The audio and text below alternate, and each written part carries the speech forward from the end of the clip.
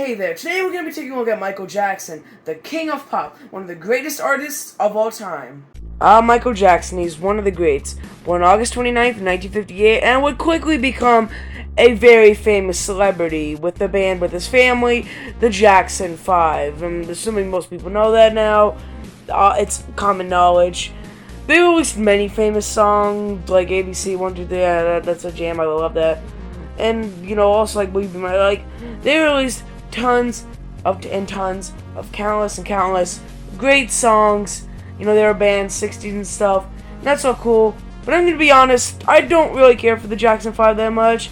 Yeah, I mean, their songs are okay, I guess. I've just never been that big of a fan of them. I don't know why. Something about it is just, I don't know, never really caught on to me. I've just never really liked it that much. It's just my own personal taste. But they would also in the 70s, do just the Jacksons. I've only really listened to one The Jackson song, and that's Blame It on Boogie, which is an absolute jam. I only found out about it recently. I'd say like January, December, sometime around then. And I was just looking at listening to a playlist of them, and I was not expecting this, so I'm pleasantly surprised. It is one of the most 70s things I think I've honestly seen just ever. It's mostly just their outfits. All of them have afros, look at that. Not just that they didn't have afros before this, but you get the point. Michael Jackson's first real album, separate from them, was Off the Wall. I don't really have too much personal history with this album, at all. Michael Jackson's next album would be much more famous, but yeah, this is his first real album, technically. But his second is easily his most famous, and for a long time was the best-selling album of all time. And of course, I'm talking about Thriller. Thriller is an amazing album, released in 1982, which is now, this year, turning 41 years old. Dang, that was a long time ago. But yeah, this album is great. The standouts are, Thriller, PYT, stuff like that. Beat It, they're all great. This album deserves to be that high, but there's also other albums that I think are pretty good too that came on later in his career. Yeah, the 80s was easily the biggest era for Michael Jackson, around his 20s. Yeah, he was doing really well this decade. It's one of the things you first think of when you hear 80s, along with, I don't know, E.T. or something, which, actually, do I need to say anything more? And, of course, when I was talking about the Thriller album, I didn't mention Billie Jean. Billie Jean is probably his most famous song. I don't exactly know. It is the most viewed song on YouTube, but I don't know. I don't really hear people talking about this song that much. I didn't even know it existed for a while. I remember just in the car on the radio. I was 8 or something. I never heard this song. I was like, this song sucks. That was me at age 8. And honestly, the song is kind of suckish, I guess. I don't know. I've never been that big a fan of it. It's decent, I guess. But of the Thriller album, it's around, I don't know, maybe mid-tier.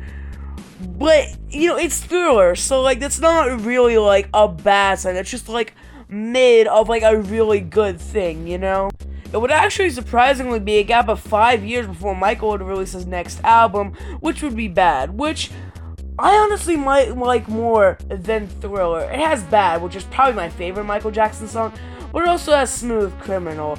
Those are the two standouts. But it also has Man in the Mirror. That's a pretty good song, I guess, too. It's decent, I guess. And also, according to people behind Sonic, his design was actually based off of Michael Jackson. Although, the only real, connection to this is people thought, it was something else, but it ended up being just the color scheme of the Bad album for Sonic's shoes. Wait, what? That's just 2 random colors. It's used for other things too. I also hear other sources saying Santa. I also hear some for Michael Jackson saying it's the buckles or whatever when he's wearing the Bad thing. But apparently it's just the color scheme, red and white. I don't know. Technically, if you think about it, Sonic is red, white, and blue. And I guess the yellow because of the buckle, and tan, the peach too. Alright, I'm getting off topic. I'll get back to Sonic later. But anyways, yeah, Michael was doing really well at this time. And in 1989, he would end up getting his own movie, which is a fever dream. I don't even know what happens in the movie, like, at all. Like, I've watched it, like, but I don't know what's happening. There's a somewhat plot of Joe Pesci trying to give kids drugs, but, like, none of that really happens. It's just a bunch of random Michael Jackson songs in the movie, with barely even a plot. Random things happen. Michael barely even talks. It's just a really weird movie.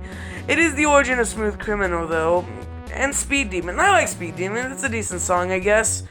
Although, like I said, the scene of him in the movie set is just kind of weird. I don't even know what's happening. Yeah, Moonwalker was a decent success, I guess. I mean, it was Michael Jackson. I haven't even mentioned the moonwalk yet.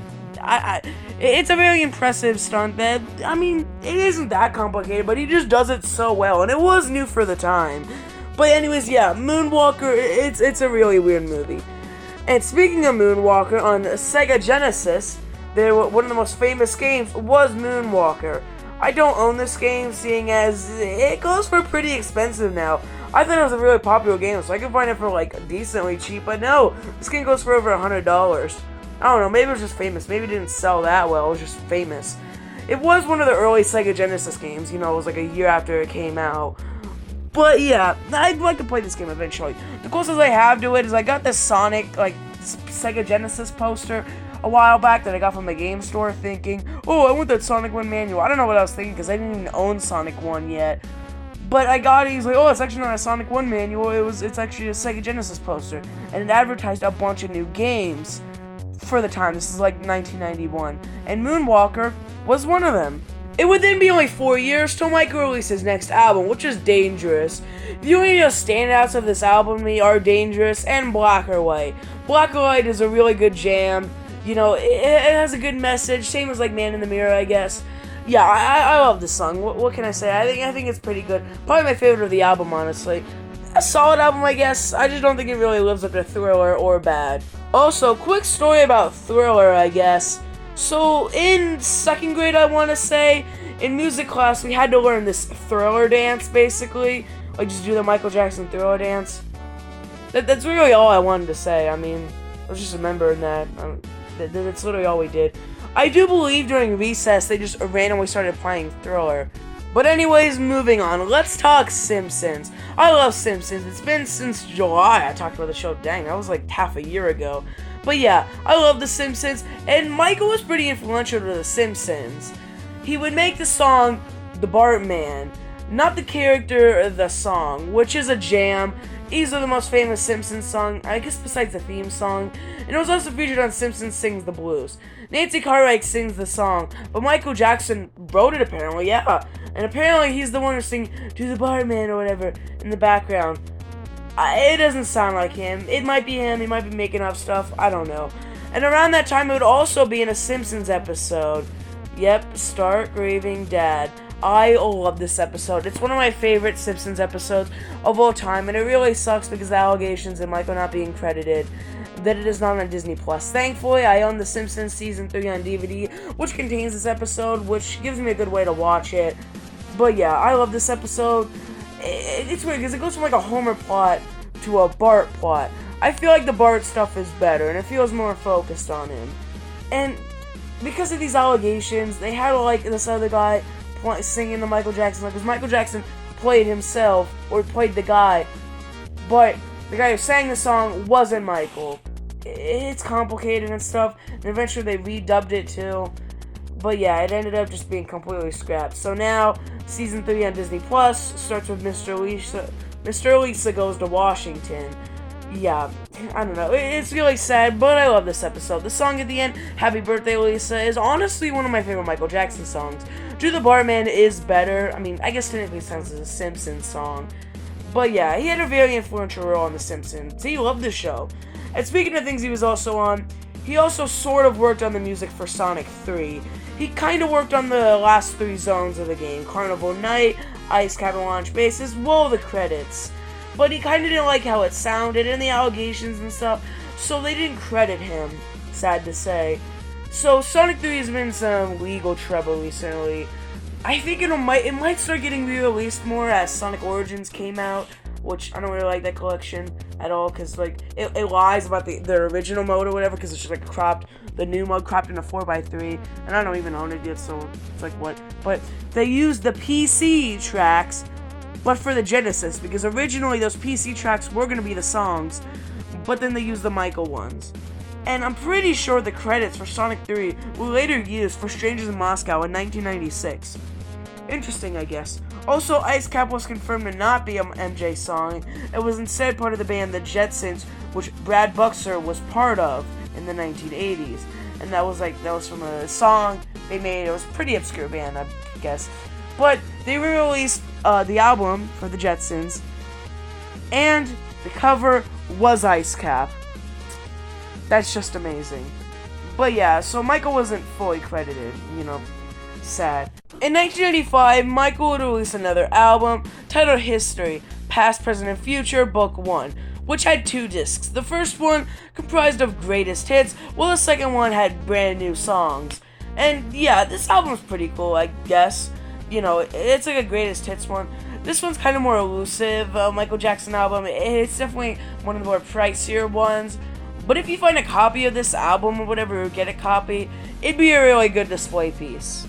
And then from there, Michael didn't really do a lot more. He released a couple more albums, more songs and stuff, and then he would sadly pass away in 2009.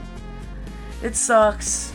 He was a very influential man. I don't want to say amazing, allegations, stuff like that, but yeah, he was a very talented man. He could dance, he could sing. Very talented. It was very sad he died before I was even born. It really sucks, but he lived a good life, I think, at least.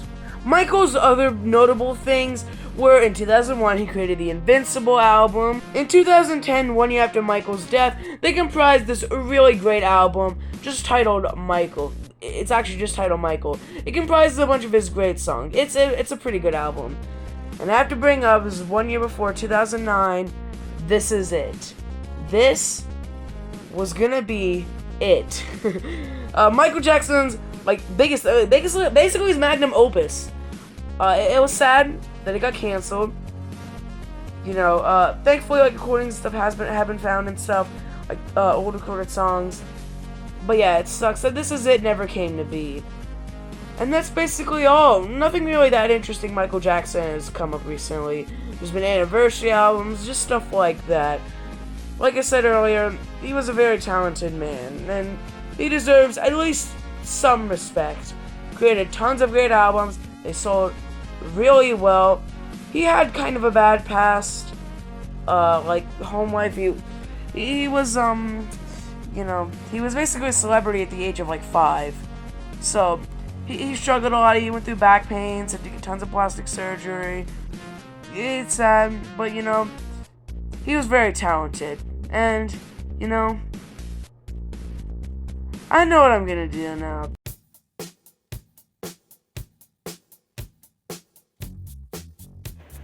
Hey Tyler, oh my God. Thanks for coming. And now, we gotta beat it. It's so dangerous.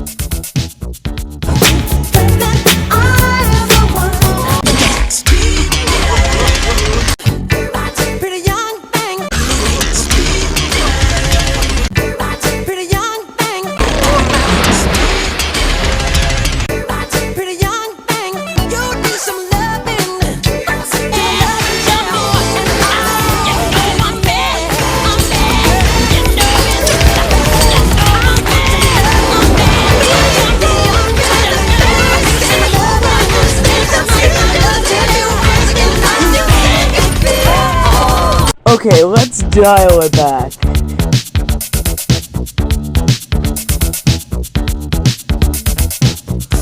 Chicago, 1945. Cubs lost that year, but Al Capone was found alive. They searched 40 days in the suburbs of the night, but they found him alive.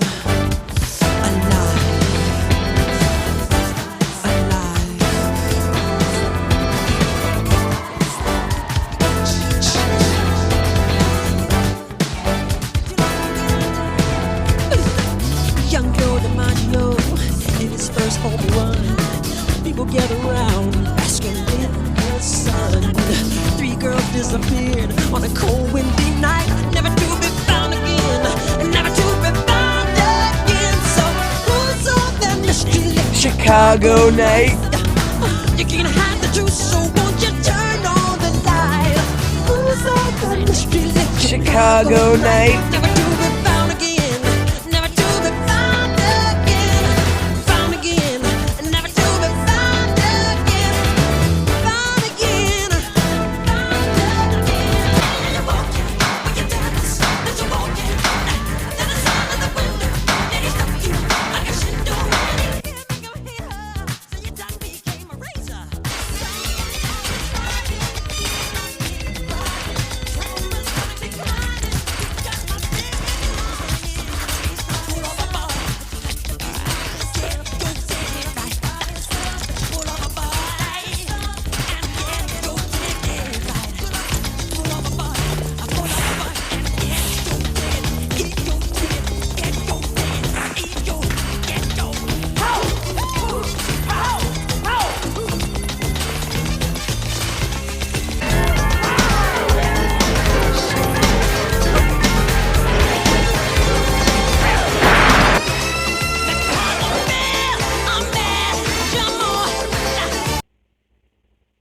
Ha ha ha ha